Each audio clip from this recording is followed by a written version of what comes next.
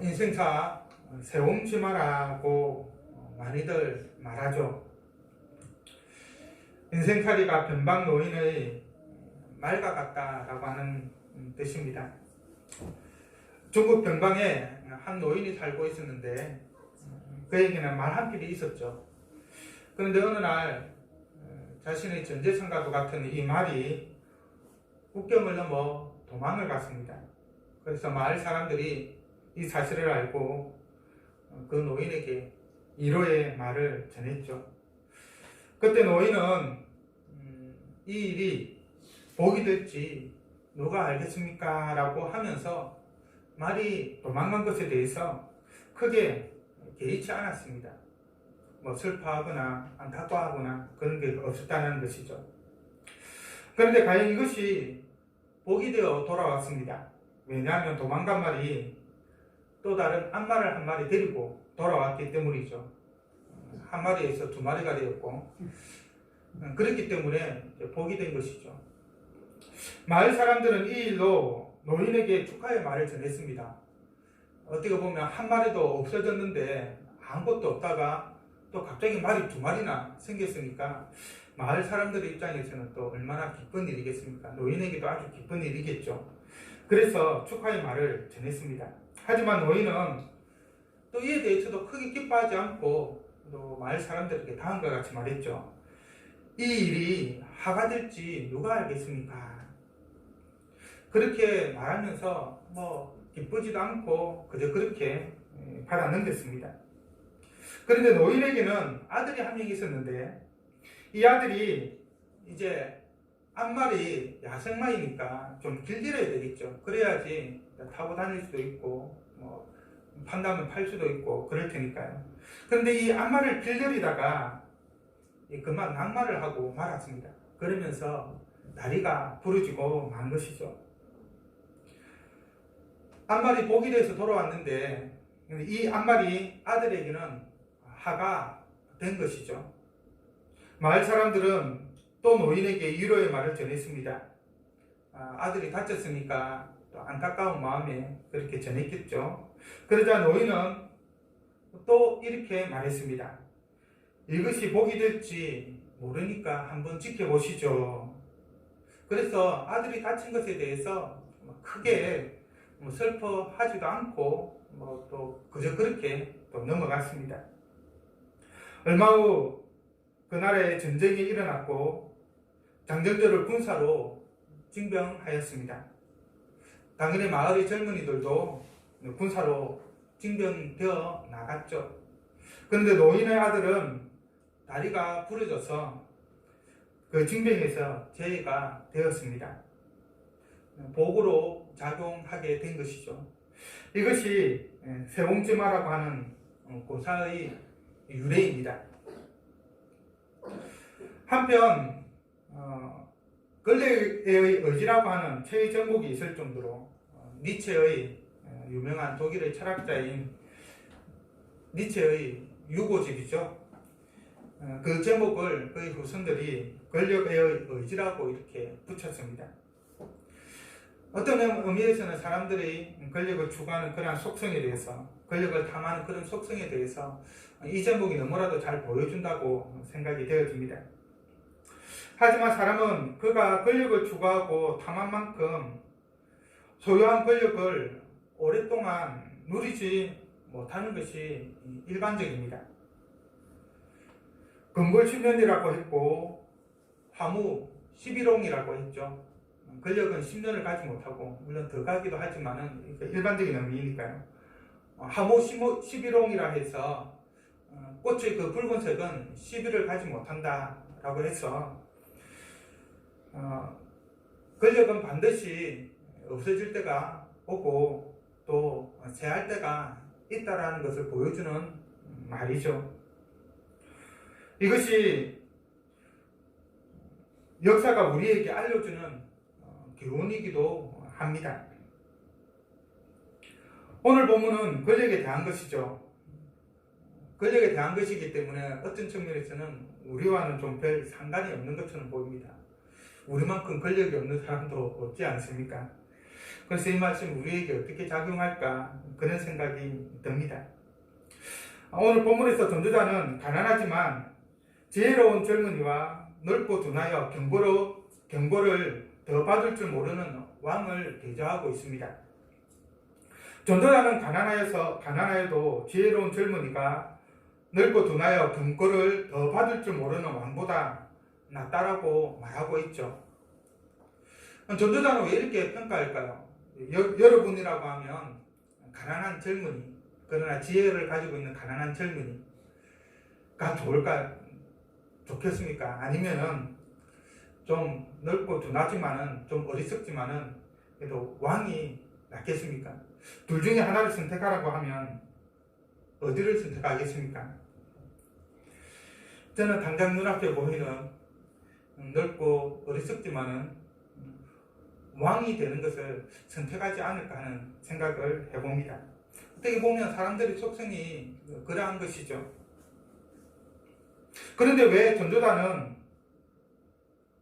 가난하여도 지혜로운 젊은이가 넓고 둔하여 경고를 더 받을 줄 모르는 왕보다 낫다라고 그렇게 평가하고 있는 것일까요?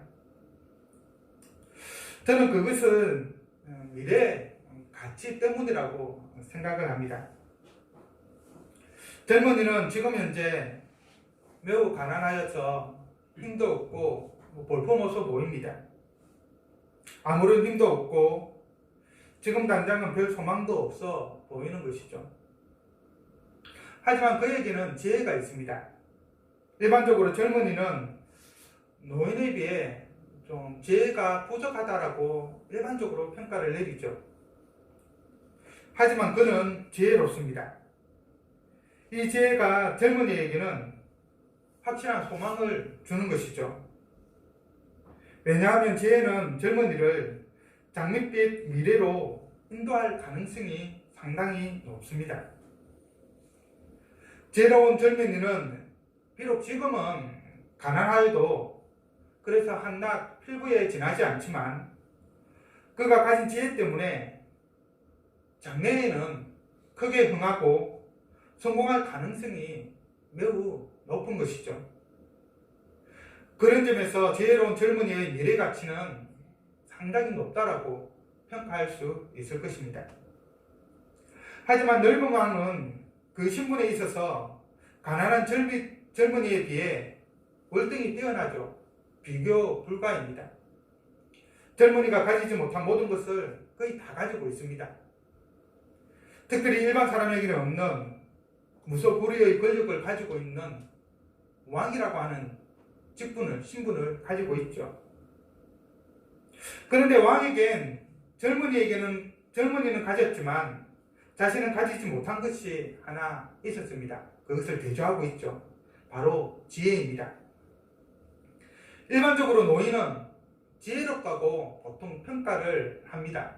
노인하면은 지혜로운 사람과 거의 동일시되는 경향을 어느 정도 가지고 있죠. 특별히 그런 사람들을 높여서 부르기를 마을에서는 장로라고 이렇게 높여 부릅니다.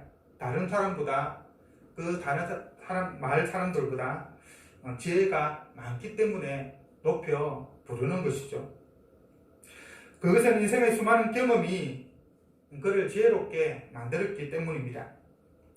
그런데 아이러니하게도 전도자는 이 넓은 왕에 대해서는 둔하다라고 평가를 하죠. 젊은이는 지혜롭다라고 평가하고 넓은 왕인 이 왕에 대해서는 둔하다라고 평가를 합니다. 말이 좋아서 둔하다라고 말하고 있는 것이 아주 직접적으로 표현을 하면 한마디로 말해서 어리석다라는 것입니다. 늙으면 지혜로워야 하는데 지금 이 늙은 왕은 그렇지 못하다는 것이죠. 무소불위의 권력을 가지고 있는데 어리석다. 앞날이 어떻게 될지 한이 보이죠. 전도자는 왕의 어리석음을 경고를 더 받을 줄 모른다라고 하는 말로 표현하고 있습니다. 다른 사람의 이야기나 충고를 듣지 않고 도움을 받지도 않고 오로지 홀로 독단적으로 모든 것을 결정하는 것을 두고 이렇게 표현하고 있는 것이죠. 왕이라고 해서 모든 것 혼자서 다 결정하는 것이 아니라 주위 신하들의 말을 듣고 판단을 하여서 뭔가를 결정을 해야 되는데 그런 신하들의 말을 듣지 않는다는 것입니다. 왕은 무소불위의 권세를 가지고 있지만 혼자서 나라를 다스릴 수는 없죠. 혼자서 모든 일을 감당할 수는 없습니다. 단순하게 모든 분야를 다 통달할 수 없을 뿐만 아니라 그렇게 할 수 있는 역량도 개인에게는 주어지지 않기 때문이죠. 시간적으로도 모자라고 여러 가지로 안 되는 것입니다. 그래서 왕은 신하의 조력을 받아서 다양한 의견을 수용하고 자신이 가지고 있는 그 권력들을 나누어줘야 하는 것이죠. 그래야지 그 나라가 그 왕권이 견고하게 서 있을 수 있습니다. 위기상황에서는 더더욱 그러하죠. 그래야 제대로 나라를 통치할 수도 있고 왕권도 안정이 됩니다. 그러나 홀로 모든 결정을 할 경우에 잘못된 결정을 할 가능성이 매우 높죠. 감옥에서 나와 왕이 되었다라고 말합니다. 가난하다는 것과 감옥에 있었다라고 하는 것은 이 젊은이의 인생이 얼마나 험난하였는지를 단적으로 보여주는 표현이죠. 아마도 그는 그 지혜 때문에 많은 신하들이 따르고 그 때문에 왕의 시기를 받아서 감옥에 모함을 받아서 감옥에 갇힌 것이 아닐까 그렇게 한번 생각해 볼 수 있을 것 같습니다. 그러나 그 젊은이는 그것에 좌절하지 않고 자신이 가진 그 지혜로 자신이 겪고 있는 그 역경을 이겨내었습니다. 그리고 마침내 한 나라의 왕이 되었죠. 젊은이는 어리석은 왕이 죽은 후 신하들의 추대로 다음 왕이 되었을 수도 있고 아니면 왕의 신하들이 반역을 일으켜서 이 왕이 어리석었기 때문에 백성들이 피피하고 여러 가지 어려움들이 있으니까 반란을 일으켜서 왕을 폐하고 감옥에 갇힌 이 지혜로운 젊은이를 왕으로 옹립했을 수도 있을 것입니다. 성경에 보면 이 전도서에서 말하고 있는 이 젊은이와 비슷한 삶을 산 인물이 있죠. 바로 요셉이 그러합니다.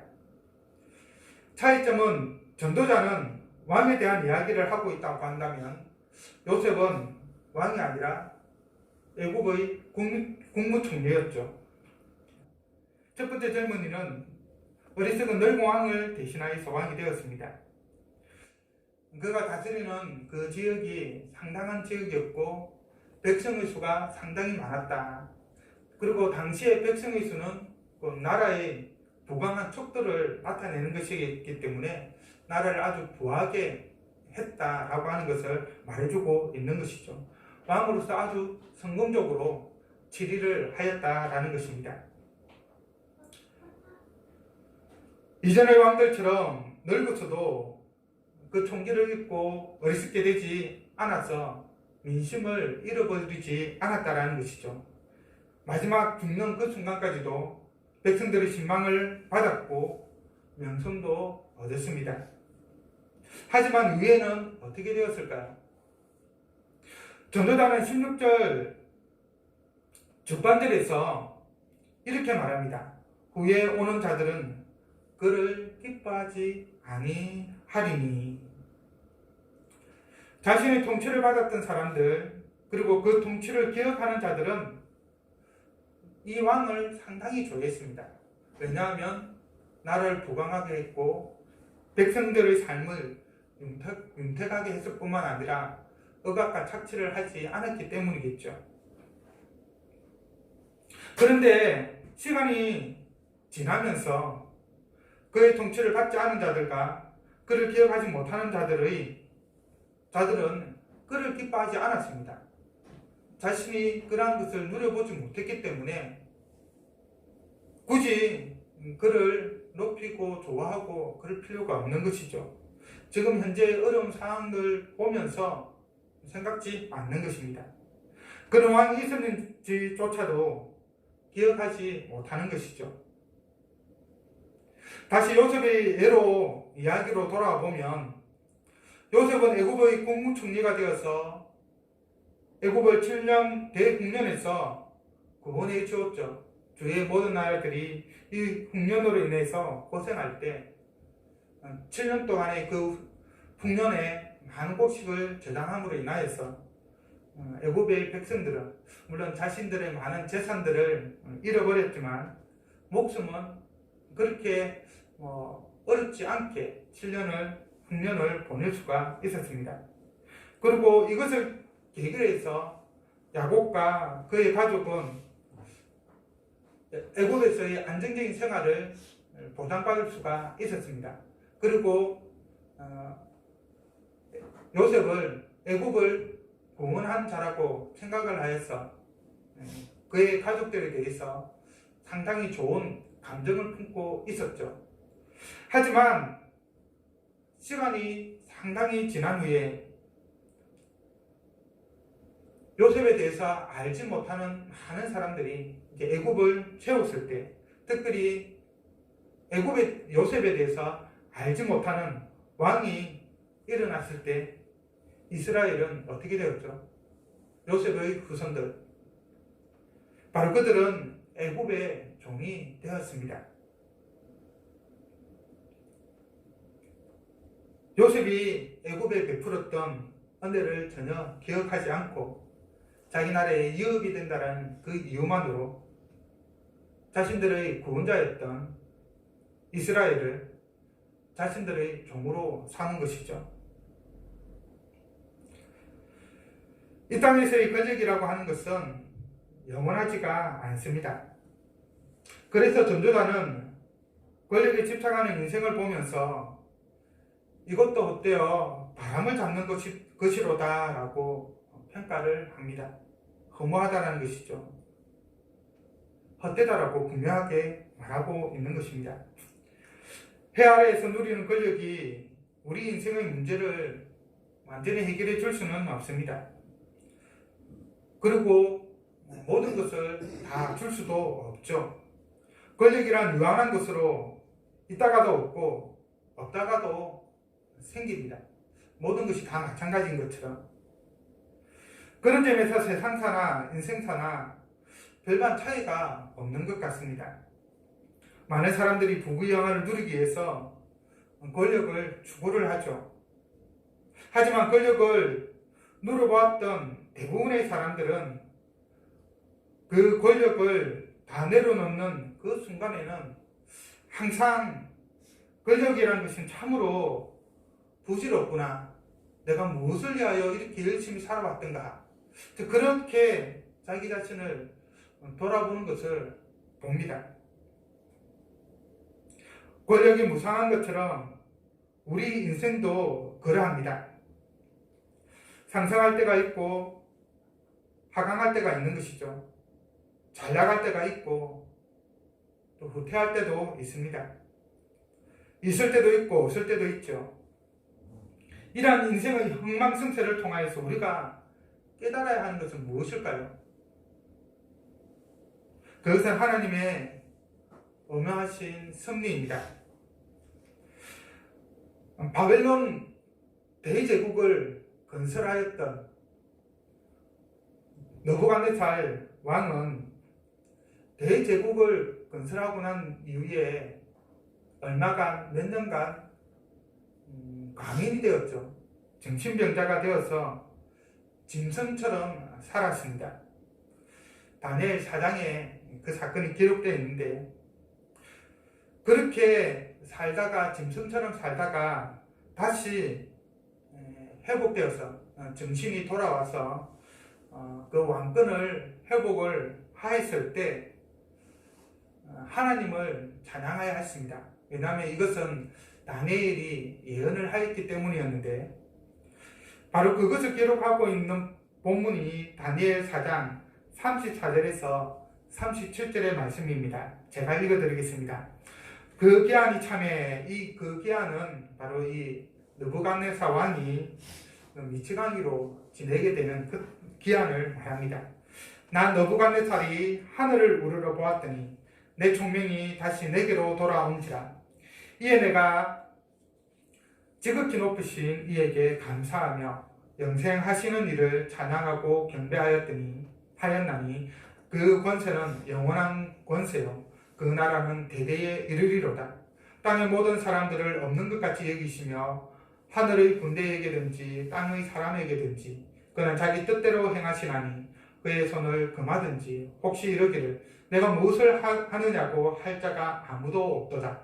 그때에 내 총명이 내게로 돌아왔고 또 내 나라의 영광에 대하여도 내 위엄과 광명이 내게로 돌아왔고 또 나의 모사들과 관원들이 내게 찾아오니 내가 내 나라에서 다시 세움을 받고 또 지극한 위세가 내게 다하였느니라.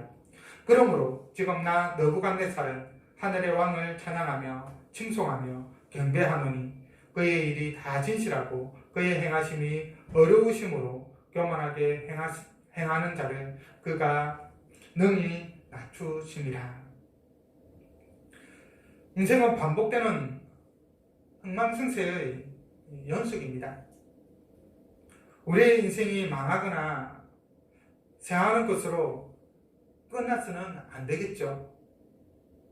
우리의 인생이 흥하고 성하는 곳으로 끝나기 위해서는 우리의 배후에서 역사하시는 하나님을 바라보며 살아야 됩니다. 내가 근세가 조금 있다고 해서 교만해서 마음대로 행하여서는 안 된다는 것이죠. 세상의 권력은 없어지지만 하나님이 주시는 그 근세들은 없어지지 않고 영원합니다. 영원한 근세를 가지고 계신 분이 하나님이기 때문입니다. 우리는 예수님을 믿음으로써 하나님과 함께 왕노릇하는 자가 되었습니다. 예수님은 부활승천하셔서 지금 하나님 우편에서 왕으로서 이 세상을 다스리고 계시죠. 예수 그리스도를 믿는 우리들은 예수님의 그 통치에 함께하여서 왕노릇하는 자로 있습니다. 주일학교 어린아이들에게는 이것을 좀 표현하여서 하나님 나라의 왕자고 하나님 나라의 공주다라고 하는 표현을 사용합니다. 왜냐하면 우리가 하나님 나라의 왕이신 하나님을 아버지로 모시기 때문에 당연히 그의 자녀인 우리들은 왕자가 되고 공주가 되는 것이죠. 세상에서 왕노릇하는 것은 빼앗기기도 하고 없어지기도 하고 잊혀지기도 하죠. 하지만 하나님이 주시는 이 왕의 권세는 영원히 우리와 함께하며 빼앗기지도 않고 없어지지도 않고 잊혀지지도 않습니다. 예수 그리스도를 믿는 그 믿음 안에서 하나님이 주시는 이 왕의 권세를 영원히 누리는 우리 모두가 되기를 바랍니다. 이 세상의 권세에만 눈이 멀어서 살아가는 우리가 아니라 죽음 이후에도 영원히 우리에게 기속되어 있는 그 하나님의 권세를 바라보면서 살아가는 우리 모두가 되기를 간절히 바랍니다.